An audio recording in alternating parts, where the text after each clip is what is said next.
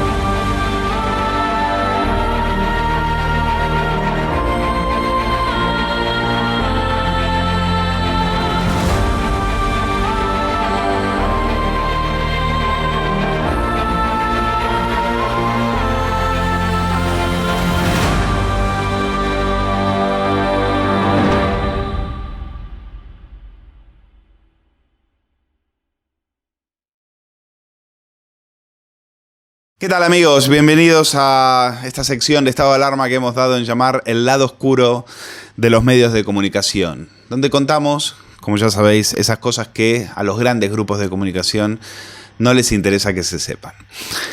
Bueno, voy a empezar por una historia que a mí, francamente, me impactó. Está contada en este libro. Pablo Casado, La derecha millennial. Es un libro que firma Federico Quevedo. Y a Quevedo yo le había perdido la pista desde sus colaboraciones junto a Fernando Jáuregui en la COPE. Luego después no supe más de él y hace poco me enteré que estaba presentando un programa en Capital Radio llamada El Balance. Pues sabiendo que Federico conocía y conoce bastante bien las intrigas que se tejen dentro de la calle Génova 13, pues me zambullí en el libro, que está editado por Altera, y me encontré con algunas historias sorprendentes.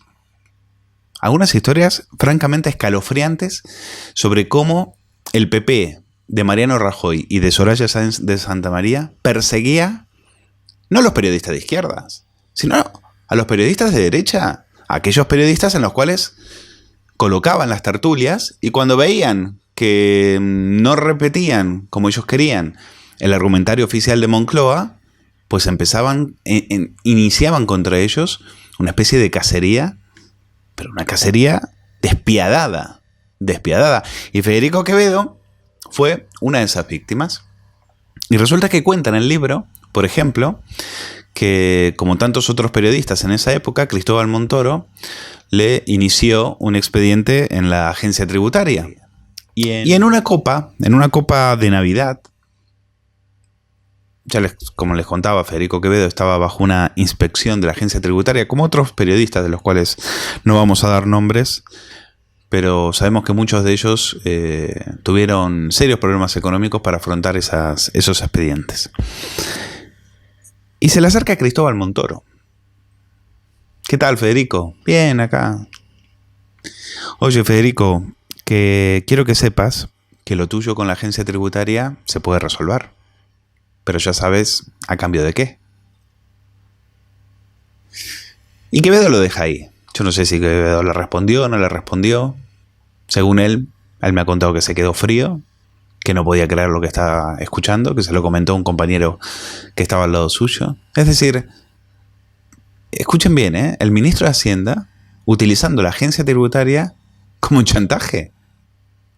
Que lo tuyo se puede resolver. ¿Cómo puede ser que un ministro de Hacienda sepa que la agencia tributaria tenía expedientes sobre algunos ciudadanos? Se supone que el ministro no debe tener esa información. ¿O sí? Bueno, según en el gobierno de Rajoy parecía que todo valía. Pero no contentos con eso, ahí solamente empieza el calvario de Quevedo. Porque Quevedo escribe un artículo muy polémico titulado Junqueras no es un criminal, en el cual se muestra en contra de la prisión preventiva del golpista catalán. Y a partir de ahí le llaman, lo publica en El Confidencial. Quevedo lleva 20 años, casi 20 años como columnista de ese periódico. Fue fundador de ese periódico, uno de los fundadores de ese periódico.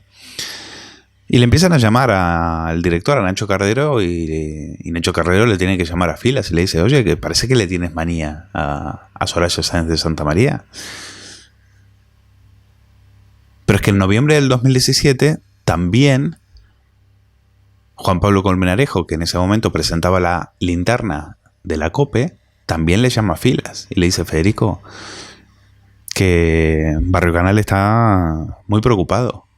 ¿Preocupado? ¿Preocupado por qué? ¿Preocupado? Está preocupado porque hay unas presiones tremendas para que te echemos de la tertulia. Y finalmente, le acabaron echando no solamente de la tertulia de la COPE, sino también de la tertulia, por ejemplo, del 24 Horas. Y también acabó yéndose del Confidencial. Escuchen a Federico Quevedo. Te dice, podemos arreglar lo tuyo. Sí, eso pero es. Ya sabes lo que tiene que pasar. Eso es terrible, es de mafioso. Sí, porque además un ministro de Hacienda no debería de saber que estás siendo sometido a una inspección de Hacienda o que estás teniendo problemas con Hacienda. No tiene que saberlo. No puede saberlo. ¿Y tú cómo te quedaste? Pues no sé, me quedé en blanco no, pero dije, ostras, o sea, qué fuerte, ¿no? Es decir, además no sé, yo no me acuerdo con quién estaba y a alguien le dije, joder, mira lo que me acaba de pasar. O sea, traje a colación este testimonio porque me parece terrible cómo la derecha mediática, incapaz de construir un andamiaje mediático que pueda competir con la izquierda, no solo renuncia a ello, sino que por el contrario, mientras Soraya Sáenz de Santamaría se dedicaba a facilitarle las cosas, por ejemplo, la fusión de La Sexta y Antena 3, por otro lado, persiguen a los tertulianos de derecha. No estamos hablando de Escolar, no estamos hablando de un Antonio Maestre, no estamos hablando de un Fernando Berlín. Esos son intocables. Lo que haga falta. Miren, os voy a contar una historia. Para aquellas fechas, en A3 Media, estaba Nacho Escolar como tertuliano en La Sexta. Bueno, La Sexta, El Rojo Vivo y demás. Sigue todavía. Es intocable. Pues el periódico de Nacho Escolar se mete con Javier Cárdenas por unas cuestiones, un comentario que hizo sobre Hitler, bueno, en fin, un comentario, una chorrada que dijo que se malinterpretó, pero se meten con él y de A3 Media me llaman a mí para que intente contrarrestar el ataque de Nacho Escolar. Y yo les digo, oiga, Nacho Escolar tiene ahí, está sentado en La Sexta Noche, está sentado en El Rojo Vivo, con que le llaméis, le apretéis y le digáis, oye, si levanta ese ataque contra Javier Cárdenas, que es de los nuestros, o te quitamos de ahí. Ah, no. Nacho Escolar es intocable. Es intocable. Bueno, pues ahora, ¿quiénes eran los tocables? Pues los tocables eran Quevedo y otros a los cuales el PP de Mariano Rajoy fue cortándoles la cabeza uno a uno y fueron cayendo como los 10 negritos. Así se la gastaba el Partido Popular de Soraya y de Mariano Rajoy. Implacables. ¿Con el enemigo? No. Con los suyos. El domingo pasado en el diario El Mundo vimos un excelente reportaje firmado por Ángeles Escrivá, en el cual esta periodista experta en terrorismo, en el terrorismo de ETA, hablaba de una infame sesión de fotos que el sanguinario Josu Ternera, en estos momentos a la espera de ser extraditado en libertad por cuestiones de enfermedad y a la espera de ser extraditado y juzgado por la justicia española, pues esta limaña posó para un fotógrafo llamado Joel Saguet, que es el fotógrafo que hace los retratos de la agencia France Press. Pues había que verlo, lo describe muy bien Escrivá, con chaqueta negra, luciendo un afeitado impecable, con una gorra irlandesa así, en plan Peaky Blinders, camisa blanca, bueno, refulgente, y una mirada implacable. Es ternera, estamos hablando de unos tíos, de unos de los asesinos más despiadados que tuvo la banda terrorista en la época de plomo. Pues resulta que en el pie de foto de la France Press, ya de por sí tener que soportar ese tipo de fotografías posando como un dandy, ya resulta difícil de asumir. Pero es que en el pie de foto, la agencia France Press pone ex jefe del grupo separatista ETA. Ni una mención de que aquello fue una organización terrorista con casi 900 muertos a sus espaldas.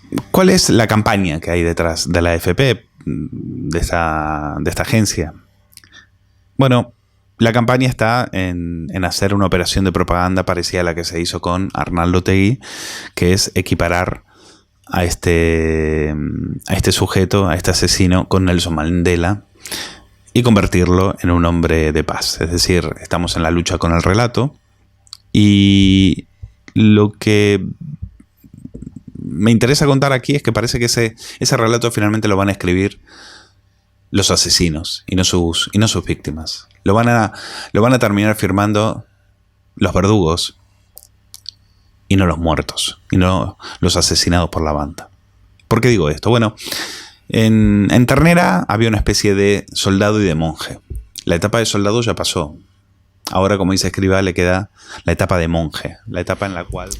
Esto es muy interesante porque mientras Pedro Sánchez se congratulaba en un tuit diciendo que la democracia había derrotado a la ETA gracias a la unión de todos los partidos, pues yo creo que Ternera le viene a recordar que aquí los que parece que han ganado la batalla y sobre todo la batalla del relato van a ser ellos.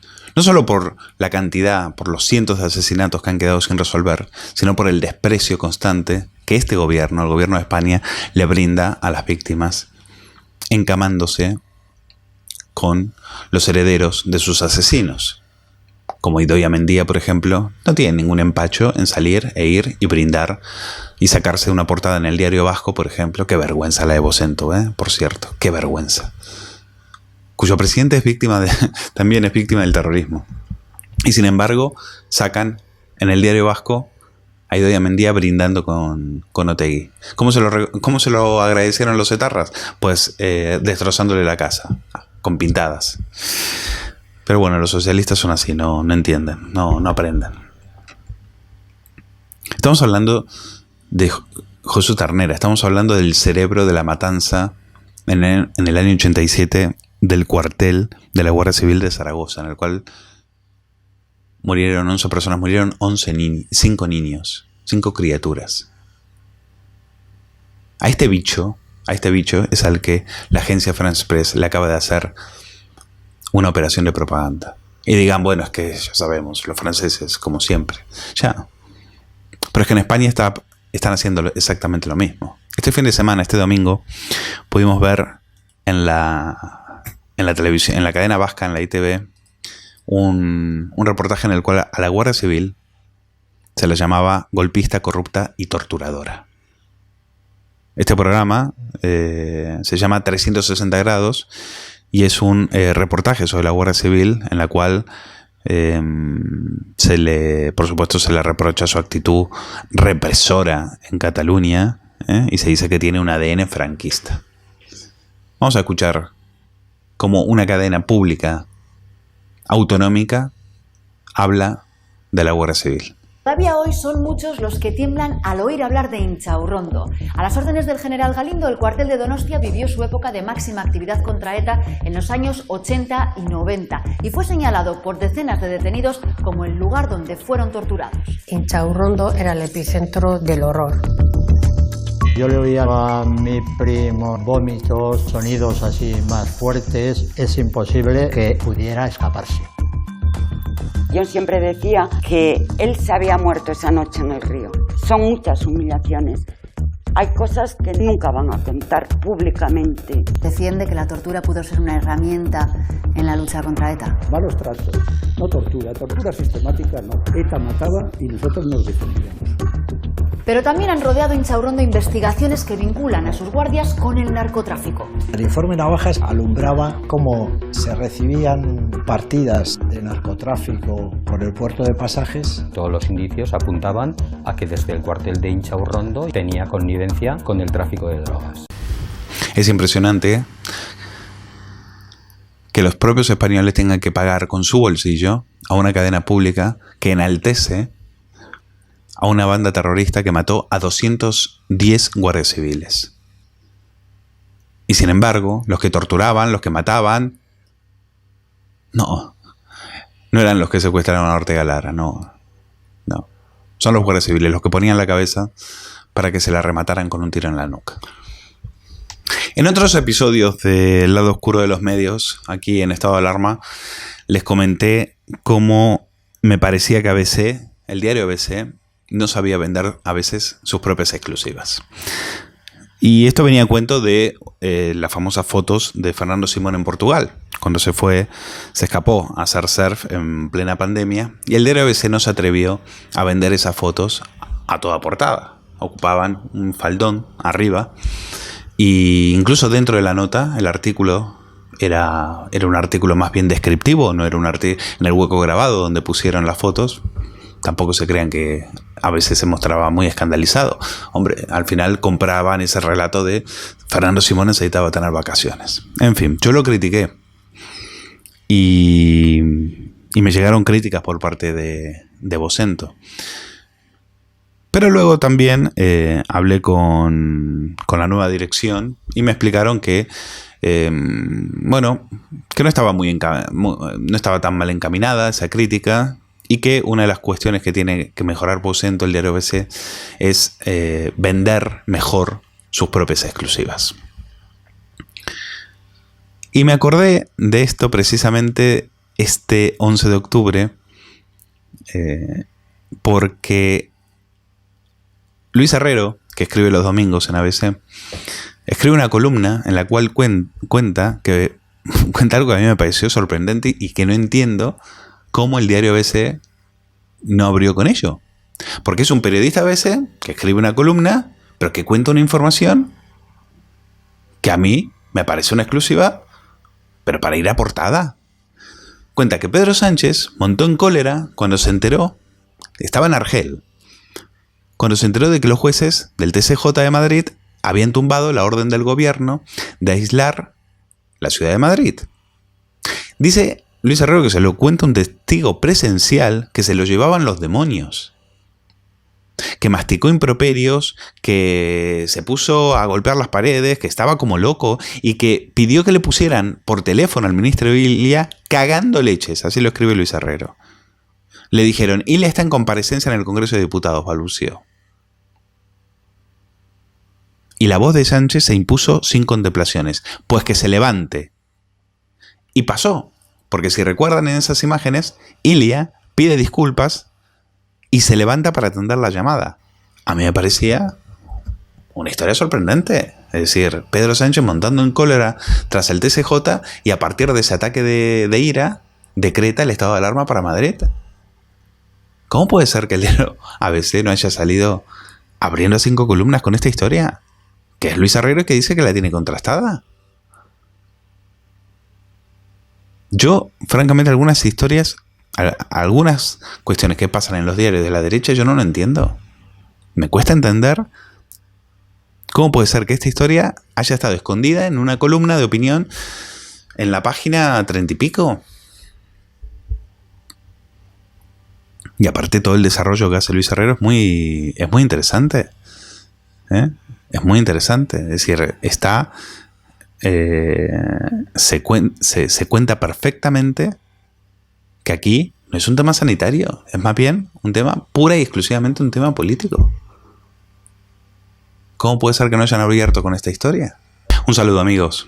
Hasta la próxima.